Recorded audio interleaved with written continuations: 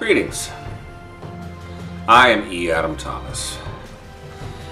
Here's your damn rant show. Trying a little something different.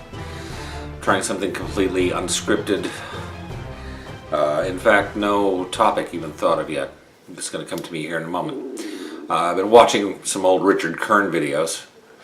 So if I have to blur out the background image every now and then, it's only because there's some wildly inappropriate but totally adult stuff going on back there. Because, of course, being totally an adult is wildly inappropriate. You notice that? In, what year was it? 1967, 68, I think. Blind Faith, which was a super group featuring Steve Winwood and Ginger Baker and all these great musicians, put together a combo that released a pretty decent album. It's nothing to write home about. It's actually not that great of an album. But it became extremely controversial and actually sold rather well because of the fact that the cover was kind of an abstract piece. It featured a nude girl holding a sort of stylized model airplane in a grassy field. And the interesting thing about that, not just the fact that she was nude, which was the big issue back in 1967, was the fact that she was also underage. This, of course, did not become an issue until about the late 90s, almost 30 years after the album was originally released. So it then, of course, becomes an issue of, well, okay, is this an object of erotic fixation for pedophiles? And most people who own the album say no. She's actually not even very cute. We bought it for the music. Then they listened to the music and they thought, oh, okay, maybe no, we just bought it because it was the hip-hop culture thing to do at the time. Which I think is mostly the reason most people have it. Because like I said, music isn't bad. It's no Dark Side of the Moon or Sgt. Pepper's Lonely Hearts Club Band, but it's a good listen. There's a couple of kind of lengthy tracks on it that drone a bit. The Beatles and Pink Floyd and The Who did that a bit too, so, you know, to be perfectly honest, a lot of that era's bands had a tendency to just sort of take a couple of hits of mushrooms or LSD and grab their instruments, turn on the tape deck, and just go for broke. You don't believe me? Listen to an unedited version of Inagata Devita sometime by Iron Butterfly. Now that is, it's very interesting. That would never have made it onto actual an album today.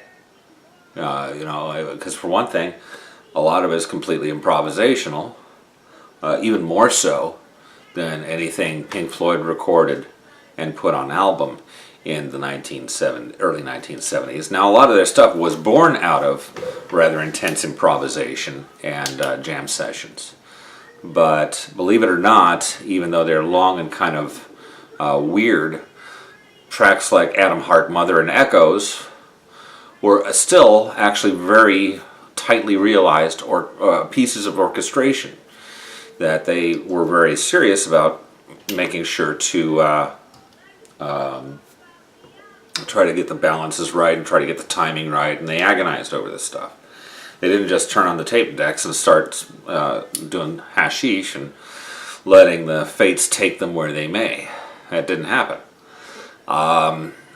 So, you know, it goes back to the whole idea of why was it censored? And ultimately, it was censored because of nudity. Because we are still uncomfortable in our own skin as a society. I certainly am. I can't stand the sight of myself without a shirt on. I'm going to put a picture up right now, in fact, of me at Rocky back in the 90s, I think, late 90s, early 2000s. Just trying to be weird, trying to be funny, trying to be sensationalist, shall we say. And it was really, I felt awkward and stupid doing it at the time. I look at the picture now and I feel awkward and stupid. And if my daughter is watching this episode right now, or well, either of my daughters actually, my birth daughter or my stepdaughter, I'm probably going to go hide behind the sofa or whatever is handy at the time. Oh, don't put your hand in the light. Oh, people can't see you now. Oh, people can't see you now. Oh, people can't see you now. Yeah, we'll see if this format works because on the one hand, the harsh lighting and the weird, almost dark. What the heck am I looking at here anyway? Okay, it's just a cow being murdered. That's perfectly fine. We can watch a cow being murdered. That's not a problem at all, friends. Cows being murdered, horses being punched by a professional wrestler for comedic purpose. That's certainly no problem. Back to what I was talking about. Was I talking about something? Yes, I was. Censorship. Why is censorship a thing? Why are we so afraid of the naked human body? Well, first off, I did an episode a few months back about body shaming. And how it's really just a shitty thing to do to somebody. And yet here just a few days ago, actually, not even a week ago, there was this video of this woman just completely going batshit crazy in a fast food restaurant when a guy in line waiting to order his food, and shut up Idris, decided to give his girlfriend a kiss on the forehead. A kiss on the forehead, okay? Just a little peck, little affectionate, love you darling, love you dear, you know, just a genuine affection moment. And this cunt starts going absolutely batshit crazy in the restaurant about how the girl is a slut and a whore and a prostitute, and that they are having sex, and that they are sexually harassing her and stalking her by doing this. And she literally flips her absolute lid and tries to make herself out to be this ultra conservative, and she brings race into it. She just is an absolute, psycho hose beast about it.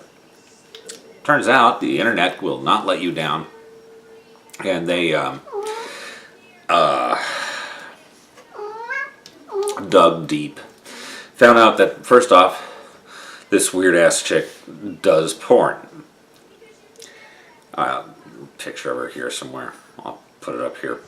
Yeah, this does porn, and I think Ginger Cheese Monster or something like that was a term of endearment floated in one article rather frequently. Cheesehog, I think it was, Ginger Cheesehog, which, by the way, was going to be the name of my punk band. Thanks for stealing my thunder there. And they were just, they were body shaming her throughout this article. She is not an attractive woman. She is overweight.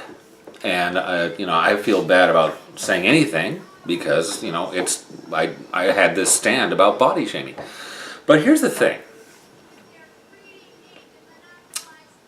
You can be less than ideal in your physiological look. But if you're at least a decent human being, you can still be a very attractive person.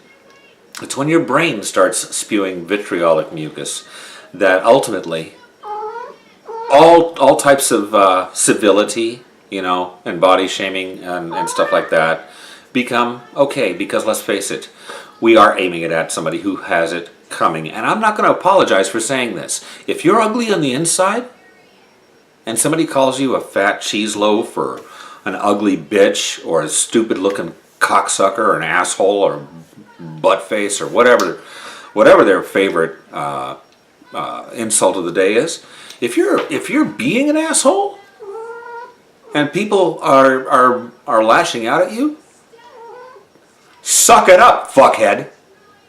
Suck it up. Right here. Suck it up.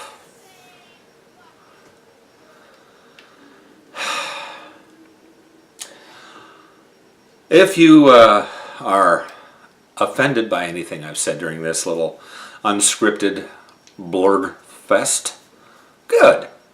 If you agree with everything I said, awesome. Either way, let me know in the comments. Email me at boredtom@gmail.com. We also have a blog at www.angrymenreviews.com. You can comment on one of our blogs there, blurbs there. And I don't know, I hope you found this kind of an interesting, refreshing change of pace. This is still that Dan Rant show. Obviously, I wasn't talking about a movie, so this is not going to be film rants. But we'll see how it works. Stripped down, scaled down, no green screen, no BS. Just me blathering at the camera for approximately 11 minutes. I'll see you soon. I do have a new film rant coming out this coming week on the 14th regarding the 10 actors who should take over for Peter Capaldi after he leaves Doctor Who this fall. And, well, we'll see what happens. Have fun, folks. Talk to you later. Bye. Angry Men Reviews. Many fucks said, no fucks given.